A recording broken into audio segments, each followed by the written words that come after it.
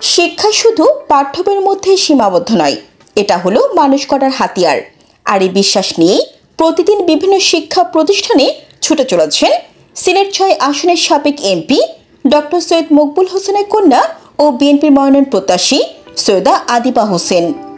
বাবার মতো তিনি বিশ্বাস করেন পরিবর্তনের শুরুটা হয় শিক্ষা দিয়ে, আর সেই বিশ্বাস থেকেই প্রতিনিয়ত কাজ করে চলেছেন তিনি। আব্বা আমাকে উৎসাহ দিতেন এলাকায় আসতে, কাজ করতে, এবং সেটার জের ধরে আমি বিগত কিছু বছর ধরে আসি স্কুলগুলোতে আমি আসতাম দেখা করতে। এলাকায় এভাবে সব জায়গায় যাওয়া হয়নি, ওটা গতবার থেকে শুরু করেছি। মুড়িয়াতে প্রথমে এবার আসা, খুব ভালো লাগছে। আর আপনাদের সবার দোয়া থাকলে, আল্লাহর ইচ্ছা থাকলে আমি ইনশাআল্লাহ বিএনপির প্রতীক নিয়ে আসতে চাই এবং আগামী নির্বাচনে অংশগ্রহণ করতে চাই। যার ধারাবাহিকতায় গত রোববার বিয়ানীবাজার উপজেলার একাধিক শিক্ষা প্রতিষ্ঠান পরিদর্শন করেন তিনি।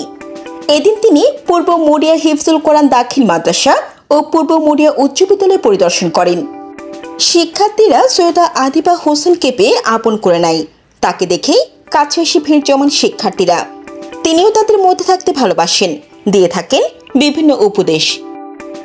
Jannatul Afsana, news desk.